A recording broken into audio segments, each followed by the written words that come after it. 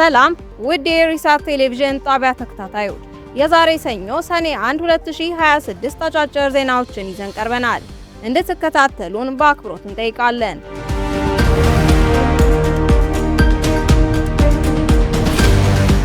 ዝነኛዋና ታዋቂዋ ኤርትራዊት ተዋናይ ዘውዲ አርአያ ከዚህ ዓለም በሞት ተለየች። ዝነኛዋና ታዋቂዋ ኤርትራዊት የፊልም ባለሙያ፣ ድምፃዊት እንዲሁም ሞዴል የነበረችው ዘውዲ አርአያ በ75 ዓመቷ ከዚህ ዓለም በሞት መለየቷ ተገለጸ። ዘውዲ አርአያ ታማ ለረጅም ጊዜ በሕክምና ስትረዳ ቆይታ ግንቦት 24 ቀን 2026 ከዚህ ዓለም በሞት መለየቷን ልጇ ማይክል አንጄሎ ተናግሯል። ዘውዲ አርአያ በሰባዎቹ በትወናና በሞዴሊንግ ዘርፍ ስመገናና ለመሆን በቅታለች። በ1969 በአስመራ ከተማ በተካሄደው የቁንጅና ውድድር ተወዳድራ አንደኛ በመውጣቷ ከመሸለሟ ባሻገር ወደ ጣሊያን ሀገር ያቀናችውን በዚህ በሞዴሊንግ ሙያ እንደነበር ይታወቃል። ኢሳት ለቤተሰቦቿና ለወዳጆቿ መጽናናትን ይመኛል። የትግራይ በምርጫ ሂደት አለመሳተፍ ህገ መንግስታዊ ስርዓት የመመለስ አዝማሚያው ጨለምተኛ የሆነ መምጣቱን ተገለጸ። የትግራይ በምርጫ ሂደት ወደ ኢትዮጵያ ሀገረ መንግስት የመመለስ ተስፋ ጨለምተኛ ነው ሲል አዲስ ስታንዳርድ የተባለ የሚዲያ አውታር ዘገበ። የኢትዮጵያ ብሔራዊ ምርጫ ቦርድ የኢትዮጵያን 7ኛ አጠቃላይ ምርጫ ዛሬ እያካሄደ ይገኛል። በሚያዝያ 2026 በሶስት ቁልፍ ክልላዊ መንግስታት ማለትም በአማራ፣ በኦሮሚያና በትግራይ ያለው የምርጫ ሂደት የገመገሙ የሁኔታ መገለጫዎች ሴናሪዮ ፕሮፋይልስ አካል በማድረግ አዲስ ስታንዳርድ ምርጫው ለእያንዳንዱ ክልል ምን ትርጉም እንዳለውና ለአገሪቱ አጠቃላይ የፖለቲካ ጉዞ ያለው ፋይዳ ያገናዘበ ጥቅል ዳሰሳ ማቅረቡን ዘገባው አመላክቷል።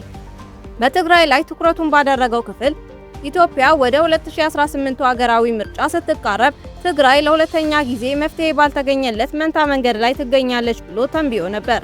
የ2026 ምርጫ ከላይ በተገለጹት ውስብስብ ዳራዎች ሲቃኝ የትግራይ በምርጫ ሂደት ወደ ኢትዮጵያ ሀገረ መንግስት የመመለስ ተስፋ ጨለምተኛ ነው።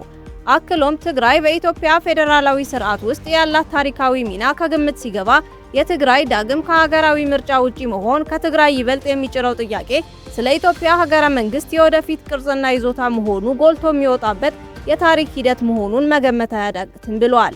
ይህም የኢትዮጵያ ሀገረ መንግስት ግንባታ ያልተጠናቀቀ ጉዞ አሁንም አደጋ ላይ መሆኑን የሚያሳይ ይሆናል በማለት ድምዳሜውን የድርጅቱ ትንታኔ አስቀምጧል።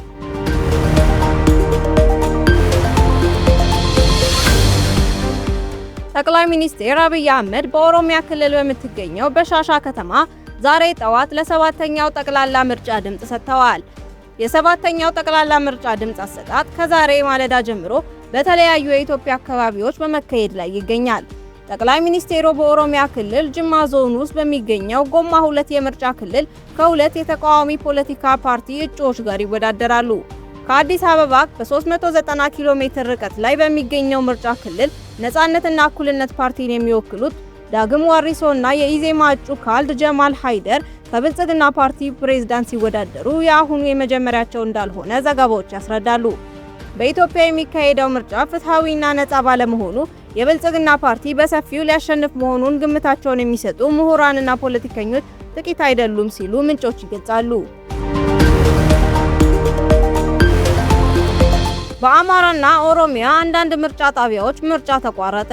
የኢትዮጵያ ብሔራዊ ምርጫ ቦርድ 143 የምርጫ ጣቢያዎች በጸጥታ ችግር አለመከፈታቸውን አስታውቋል። በኦሮሚያና በአማራ ክልል በተወሰኑ ቦታዎች የድምጽ መስጠት ሂደቱ ከተጀመረ በኋላ የተቋረጠባቸው የምርጫ ጣቢያዎች እንዳሉም ቦርዱ ገልጿል።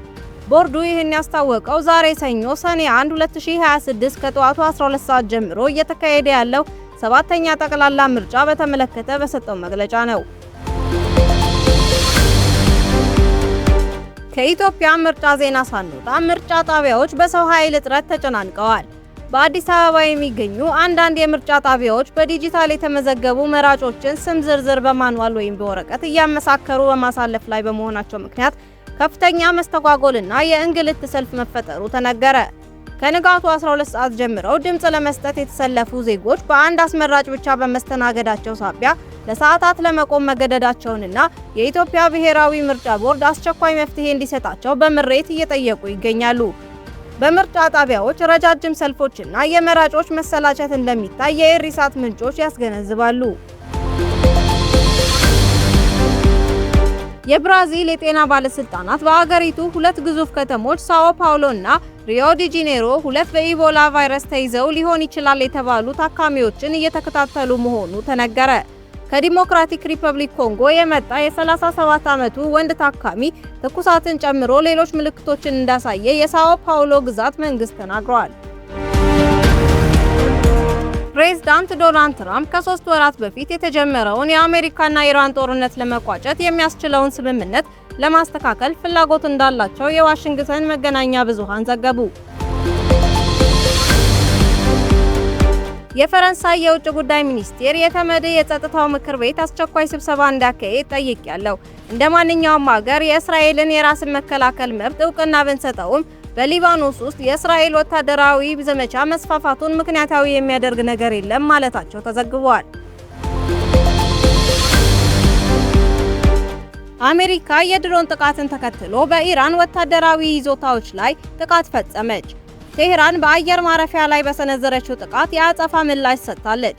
አሜሪካ ቴህራን MQ-1 የተሰኘውን የአሜሪካ ድሮን በዓለም አቀፍ የባህር ክልል ውስጥ ጥላብኛለች ስትል ከወነጀለች በኋላ ባለፈው ቅዳሜና እሁድ በኢራን ወታደራዊ ተቋማት ላይ የአየር ጥቃት መፈጸሟን አስታውቃለች።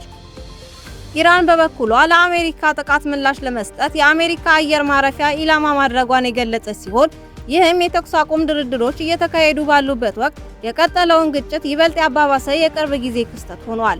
የአሜሪካው ማዕከላዊ እዝ ሴንትኮም ባወጣው መግለጫ መሰረት የአሜሪካ ኃይሎች የኢራንን የአየር መከላከያ ስርዓቶች፣ የድሮን እዝና ቁጥጥር ጣቢያን እንዲሁም 2 የጥቃት ድሮኖችን መምታታቸውን አመልክተዋል። ሴንትኮም በሌላ መግለጫው ጥቃቱ በጎሩክና በቀሽም ደሴት ላይ የሚገኙ የራዳርና የድሮን መቆጣጠሪያ ተቋማትን ኢላማ ያደረገ መሆኑን የጠቀሰ ሲሆን እርምጃውንም ኢራን ለፈጸመችው ጸባጫሪ ተግባር የተሰጠ ምላሽ ሲል ገልጾታል። የኢራን እስላማዊ አብዮታዊ ዘብ ኮርፕስ IRGC የተሰነዘረበትን ጥቃት ተከትሎ በአሜሪካ ወታደራዊ የጦር ሰፈር ላይ የአጸፋ እርምጃ መውሰዱን አስታውቋል። የቀጠናው ዘገባዎች እንደሚያመላክቱት በጥቃቱ ወቅት በኩዌት የሚገኙ የሚሳኤልና የድሮን መከላከያ ስርዓቶች እንዲጠቁ የተደረገ ቢሆንም እስካሁን በሰው ሕይወት ላይ የደረሰ ጉዳትም ሆነ ከፍተኛ ውድመት ስለመኖሩ የተሰማ ነገር የለም። ውድ የኢሳት ቴሌቪዥን ጣቢያ ተከታታዮቻችን ለዛሬ የያዝናቸውን ዜናዎች የቀረቡትን ይመስሉ ነበር። በቀጣይ እስከምንገናኝ ድረስ በደህና እንድትቆዩ እንመኛለን።